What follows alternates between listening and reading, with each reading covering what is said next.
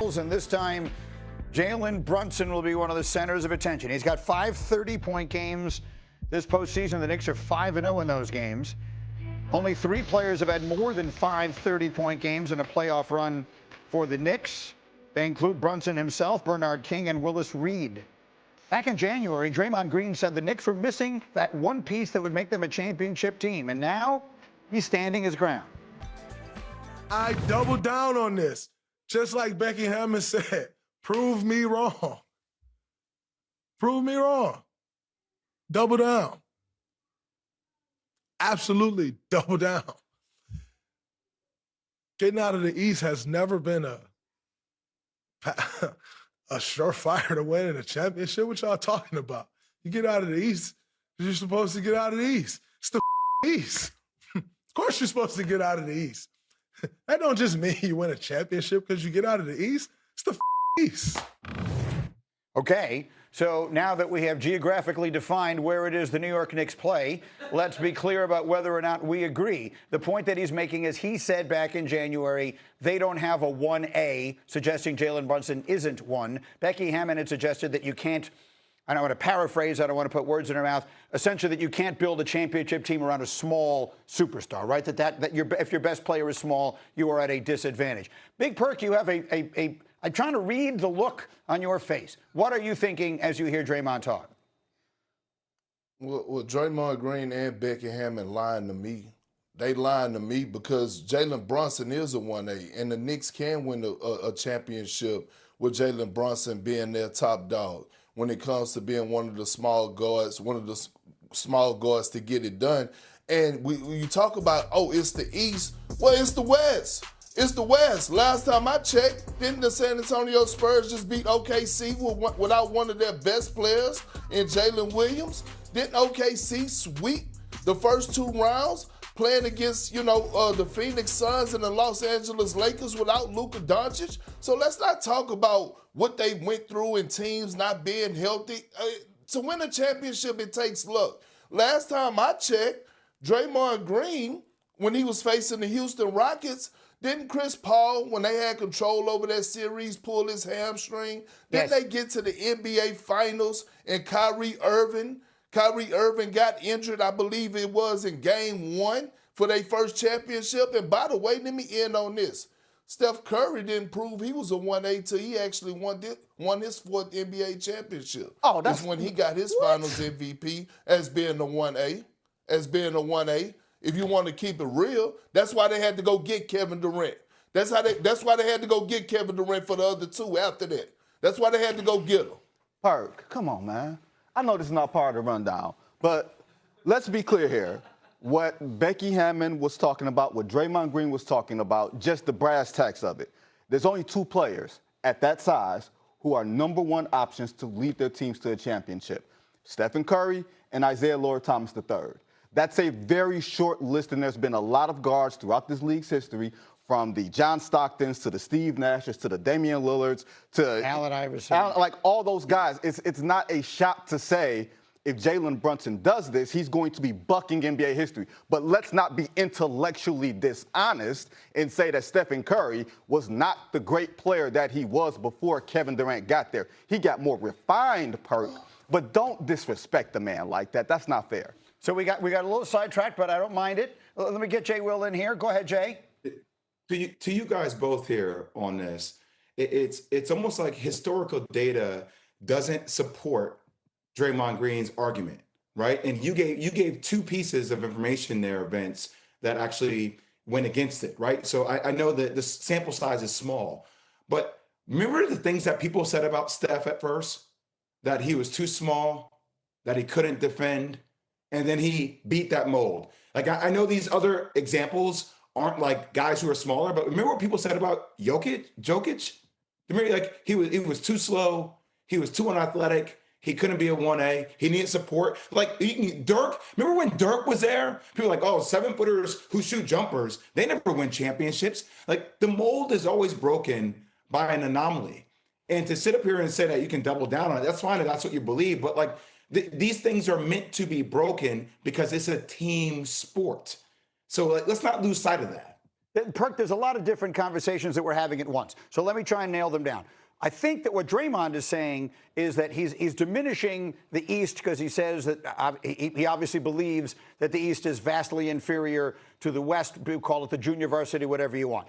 What Becky Hammon said was that you can't win a championship or something like this if your lead player is a smaller player, as Jalen Brunson obviously is. And Draymond Green had also said he didn't think you could win with Jalen Brunson as a 1A because he isn't a 1A. What is your response to those, Big Perk? We would never disrespect AI and not call him a 1A. And I think we need to stop downplaying the fact that guys are able to lead their team to the promised land. First of all, getting to the NBA Finals is enough in itself. Some people play their entire career and never sniff the NBA Finals. Some people play their entire career and never sniff the postseason. So what Jalen Brunson has done in the toughest market in basketball, carrying this team and this organization on his shoulder, making them relevant. The New York Knicks hasn't been relevant since Moby Dick was a goldfish. And here it is. We have a guy that was drafted in the second round that came into this city and has got them back to the promised land. We have to stop. So that means we can sit up here and say, oh yeah, Charles Barkley, he wasn't a 1-8. Karl Malone wasn't a 1-8 because they didn't complete the mission. That's one of the most asinine things I've ever heard. Getting to the finals is enough in itself as proven to be a 1-8. Completing the mission is the ice cream on the side of the cake. Let's stop playing with people's names. Big Body Brunson is one of them. Go ahead, Jay. I just want to say, Greeny, we all get a chance to sit courtside and watch incredible basketball games as part of this job. And I know that people at home may not recognize this, but from somebody who's 6'2", I think we drastically underappreciate what the hell we're watching, man. I don't think people have any. Do you know what I look like when I stand next to KP, damn it? Do you know what I look like? Yeah. I look like a tiny little person. For Jalen Brunson to do what he's doing amongst giants at the level he's doing at, the disrespect that came out of Draymond Green's mouth is just it's global disrespect. It's global. And I'm talking strictly to that. You can say all the comments about the East, fine, I get it. But the position that he has his team in with what he's doing at 6'1.5", 6'2", the shot making ability he has. That's why I said before, I think he has a chance to be the greatest Knick ever. Because you don't see this. Ask AI. Bring Isaiah on this show. And ask Zeke how difficult it was for him at 6'2" to do what the hell he had to do against Jordan and Scottie Pippen, who we'll talk about later, who's 6'7", who can match up against anybody. It's unheard of, Greeny. And it pisses me off to hear people just disrespect it over and over again. Vinny, I'm not sure what the right things to say are because, again, I feel like we're arguing about three different things at the same time. Sure. Is Jalen Brunson? I'm angry about all three, Greeny. Yeah, well, okay, so I'll give you my quick takes in sequence. Are we diminishing the winning of the East? I think the West was stronger than the East this year, but I don't think we would have been saying this if Boston had won the East. So I think I would push that one to the side. The Knicks didn't just get through the East. They obliterated the East. They ran through it like a wrecking ball. They won 11 consecutive playoff games, and they have a plus-minus 75 points better than any team in NBA history. So let's start with that. What they did to the East this year demonstrates they're very worthy of playing for a championship. Number two, do I think it is easy to get to a championship or to be a championship team when your best player is smaller? Obviously not. You would greatly prefer it to be someone who's built like LeBron James or even like Michael Jordan, but it can be done. It has been done. The Warriors did it. The Pistons did it. So we've seen it happen before. And three, I think Jalen Brunson is sometimes diminished because of where he started. Yes. I think sometimes it is very hard to get from where you start to all the way at the other end of these things. It took Jokic a little while. I think it took a while before people went from saying Jokic is kind of I don't know. I'm not sure what the right word I'm looking for is here. Portly. Well, that too, but I mean, he's just sort of he's putting up freakish numbers, but he's not really that good, and it won't translate to winning. And then all of a sudden, he's winning a championship, and you change your mind. Jalen Brunson is the opposite end of the same spectrum, which is to say, he's putting up incredible numbers, but he was a second-round pick, and he's small, and he doesn't do it with the same kind of flash that some of the others do. So I think it will take him actually winning a championship for people to give him the respect he deserves. I think the most important thing that you said was pedigree. Second round pick, he did win the championships at Villanova and then became a late blooming sort of second option to Luka Doncic. And then they bungled that free agency, and then he came to the New York Knicks because people generally don't take the New York Knicks seriously because historically they've been more laughing stock than this historical franchise that we built them up to be. Right. There's also a disrespect that comes with that, or at least you have to show us before we buy into it. And I think that's where Jalen Brunson is. He is on the doorstep of both of those things. I don't think.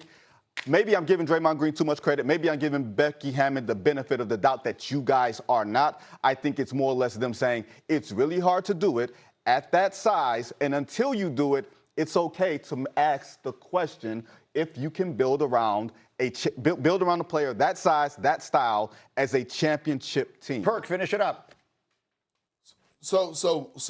We should tell Bob Myers and the Philadelphia 76ers to go ahead and trade Tyrese Maxey right now, because we should go ahead and tell them you can't win a championship with Tyrese Maxey being your franchise guy. Go ahead and let me call Bob Myers and tell him that right now, because he's 6'2" and he's under 6'3".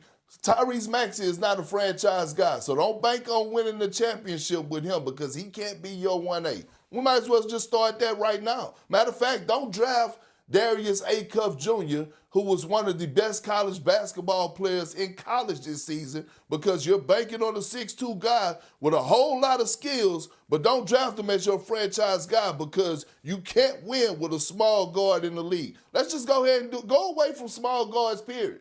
Go away from them all in general. Don't draft them. Don't build your franchise around them. If that's what we're going to do, if that's what we want to do, and I know damn well neither one of us on here feel that way about Tyrese Maxey. But if we're going to start that damn narrative, it's just stupid. It's an asinine thing to start when we're watching the evolution of small guards come into play that are very, very skilled. It's over with. There's no more Wimbies out there.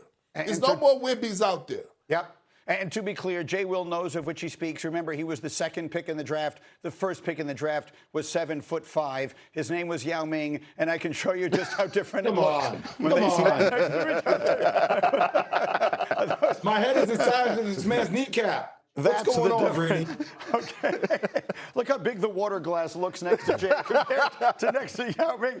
Game 1 of the NBA Finals. The Knicks and the Spurs. Tips off on Wednesday, 8:30 Eastern on ABC and the ESPN app. Coverage begins at 8. NBA tip-off. It's Ernie at Chat.